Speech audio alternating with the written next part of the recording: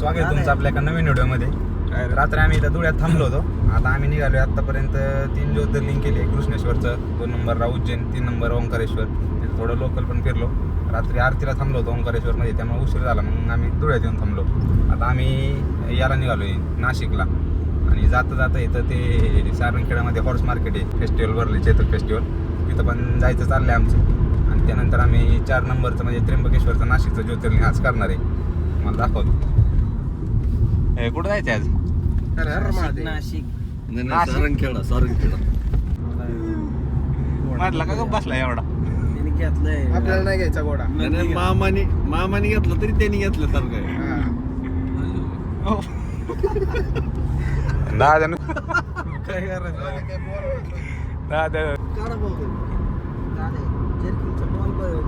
ऊन पडलं. आता आम्ही लवकरच सकाळी 7 वाजता निघालो. 7-7:30 वाजता लवकरच म्हणजे एर्निंग उरकण्यात येतं. नाशिक आम्हाला 7 वाजता दाखवते. 400 किलोमीटर आहे. आणि सारंगखेडा इथनं 150 किलोमीटर आहे. आणि धुळ्याच्या म्हणजे MP बॉर्डरच्या अलीकडे थांबलो होतो. MPतच थांबलो होतो. निघालो आम्ही इथं.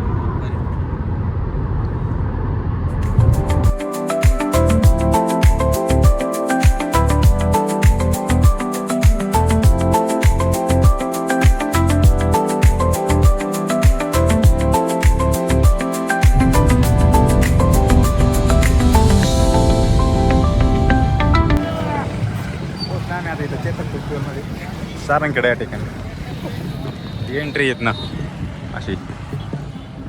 आतमध्ये बरेचसे घोडे जातात. तुम्हाला मी आतमध्ये गेल्यावर दाखवतो घोडे सगळे. सारंगखेडा इथं दत्त जयंती पण बहुतेक मोठी असते. बरंच यात्रेसारखं आहे. जवळजवळ 100 दुकान आहेत, बरेचसे दुकान आहेत. झालेले 4 तारखेपासून हा बाजार चालू आहे. आता सुरू झाला आहे. आता आम्ही आतमध्ये आलो आहे. मग मी आतमध्ये गेल्यावर आता घोडे इथं.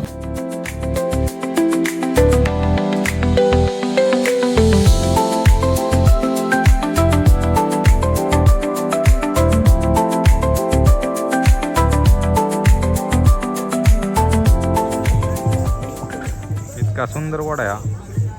लय मस्त दिसतंय.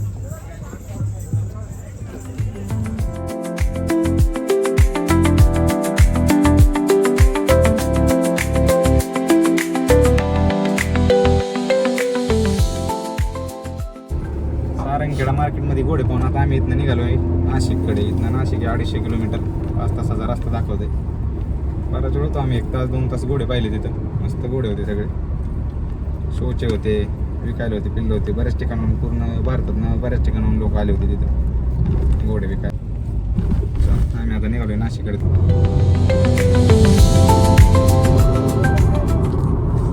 4 वाजलेत. आता आम्ही नाशिक सिटीमध्ये पोहोचलोय. इथनं 30 किलोमीटर आहे अजून लांब.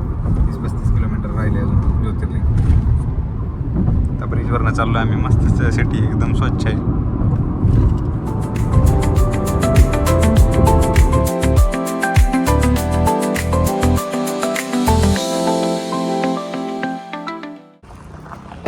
गाडी पार्क केली आता इथं त्र्यंबकेश्वर मंदिराच्या बाहेरच पार्किंग येत नाही. 200 मीटरवरती मंदिर आहे. वर चाललोय आम्ही.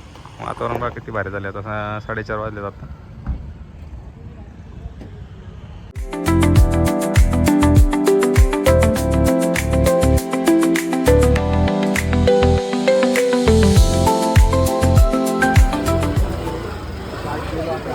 आता पास काढला आता आम्ही. आतमध्ये जाणार 200 रुपयाचा पास आहे. म्हणजे अर्धा तासात होईल मतदान. रक्कम आहे का इथं लिहिलं ना, कॅश 200 रुपये.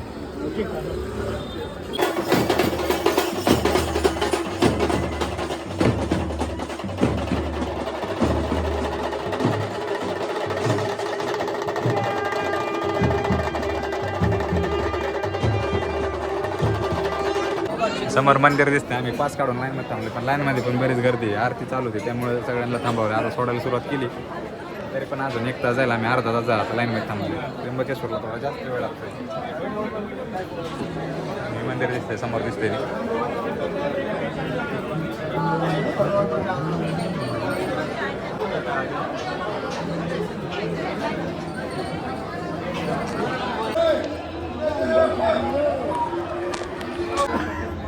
का कोरीव मंदिर आहे बघा. आम चाललंय अजून काहीतरी. काय सुंदर दिसते. लय शांत एरिया आहे सगळा.